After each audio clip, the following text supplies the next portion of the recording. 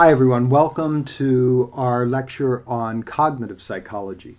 And this lecture is also going to discuss mindfulness psychology or mindfulness meditation. The first thing I want to make absolutely clear to you is this. The cognitive psychology has some similarities with Buddhist mindfulness psychology, but they are not the same thing. They're very different.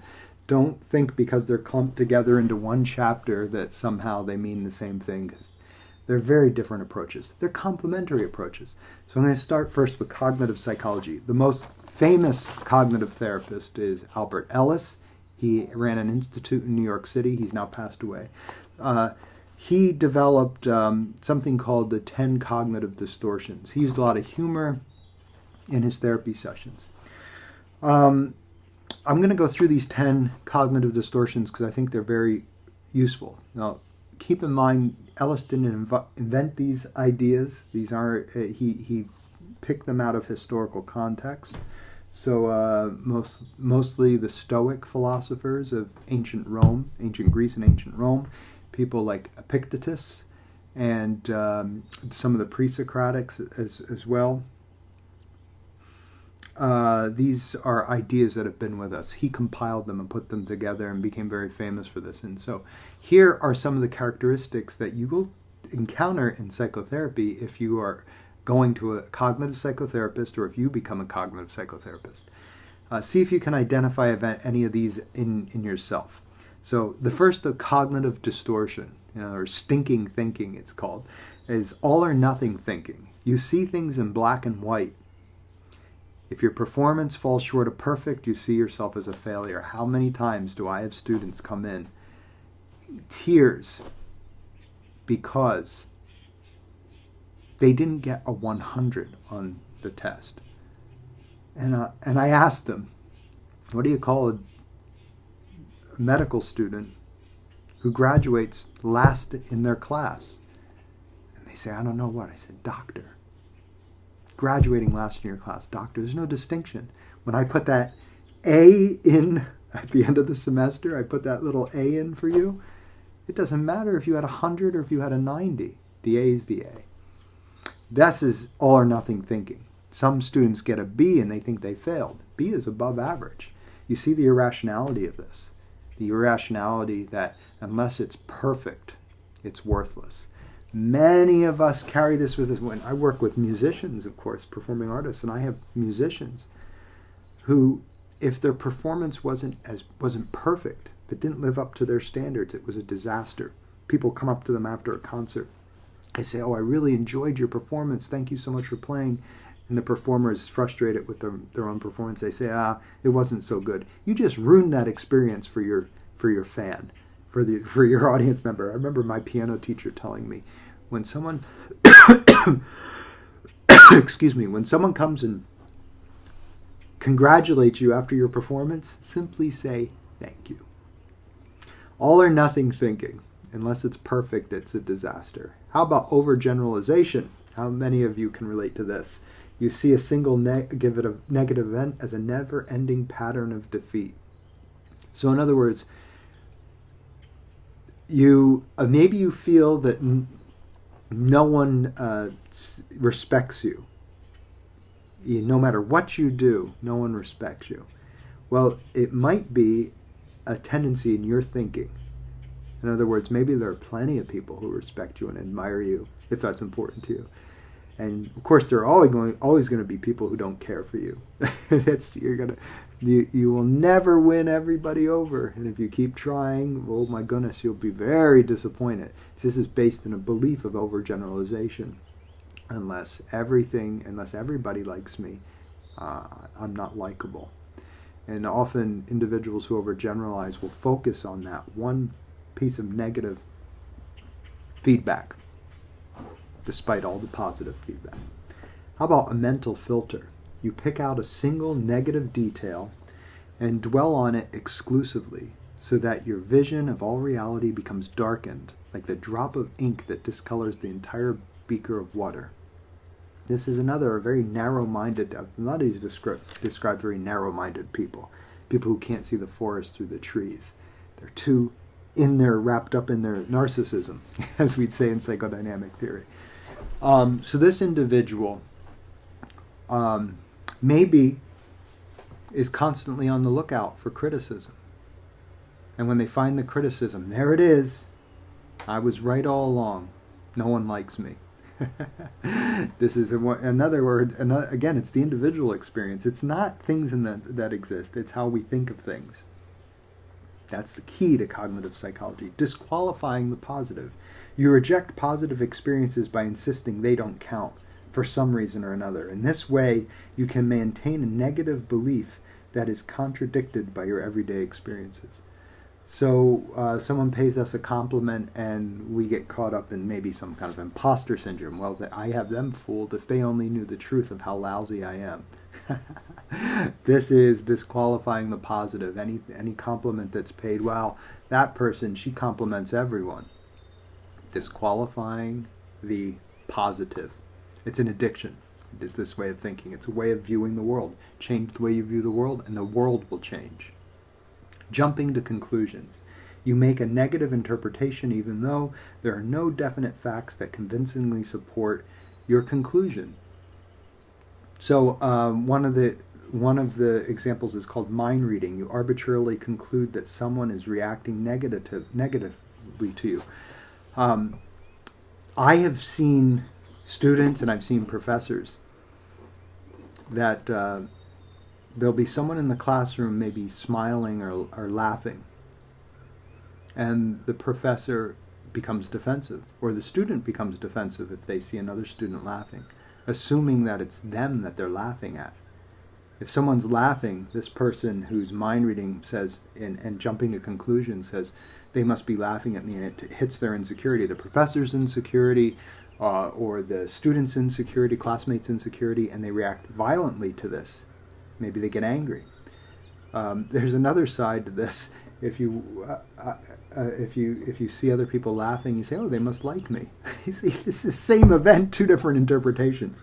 Jumping to conclusions but usually it's based on our feelings of insecurities and inferiority, and we take any evidence that occurs in our environment as evidence to support whatever it is we feel most inferior about, whatever quality that is.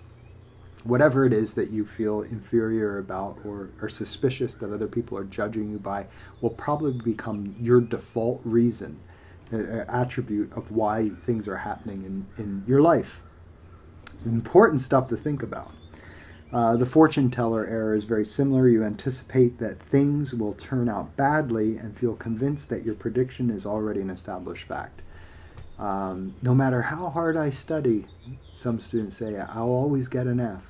Well, you've just set yourself up for a self-fulfilling prophecy. No matter how hard I try, I can't get into shape. No matter whatever it is, it's the attitude is dictating the result. Magnification. It's also called catastrophizing. This is, you exaggerate the importance of things such as your goof up or someone else's achievement, or you inappropriately shrink things until they appear tiny. This is also called the binocular trick. If you ever take binoculars, and instead of looking at them where they draw things in, you flip around and things from a distance. This is a binocular trick. So what's magnification is this. You think that one event means more than it actually does.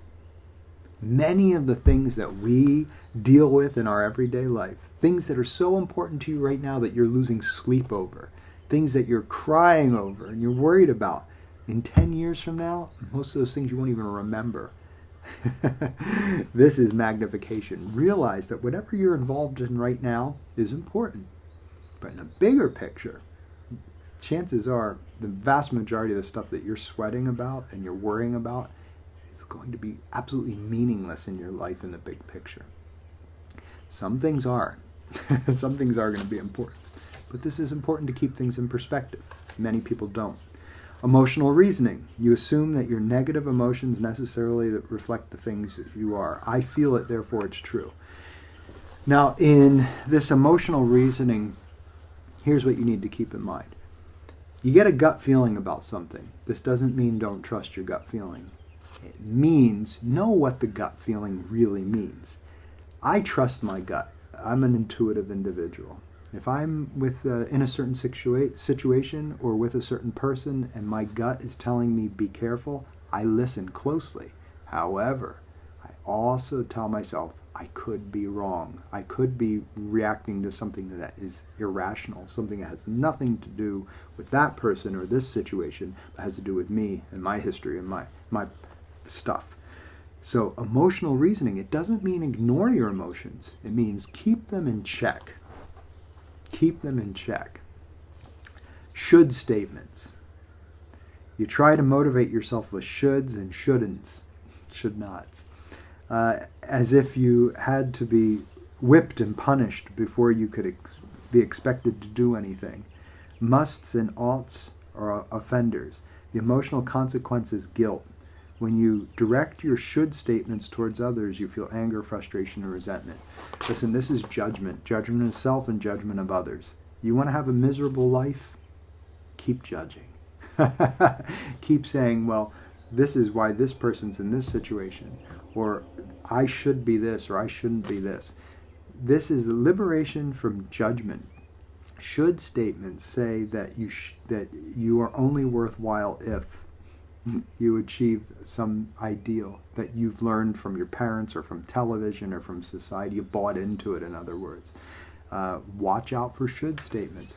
Listen, getting the degree, doing whatever it is you want to achieve might be nice, but it's not essential to your contentedness. Most people who are miserable in this world, people who live miserable lives, tend to be miserable before their successes and after their successes, with maybe a temporary shift. And people who are content in this world tend to be content even under bad circumstances. In other words, their contentedness or their miserableness is not dependent so much on their situation. It's dependent on their interpretation of the situation. This is should statements. Labeling and mislabeling. This is an extreme form of overgeneralization. Instead of describing your error, you attach a negative label to yourself. I am a loser. When someone else's behavior rubs you the wrong way, you attach a negative label to him. He's a goddamn louse. Mislabeling involves describing an event with language that is highly colored and emotionally loaded. It's judgment again. It's judgment. It's the tendency for us to want to categorize people in shoulds, shouldn'ts, and blames. And also, in so doing, every time we judge another person, we're evaluating ourselves. Now, keep in mind, this is focusing on negative judgment. But this is also true for positive judgment. Whenever we're judging is judging. Personally, it's a habit that we need to examine.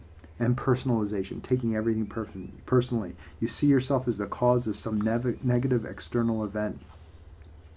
So, in other words, someone turns you down for a date, and you say, "What's wrong with me? Why doesn't anyone like me? What's wrong with me?" Instead of just realizing, you're not going to like everyone, and not everyone's going to like you. There's no obligation for people to like you. And there's no obligation for you to like everyone that you meet.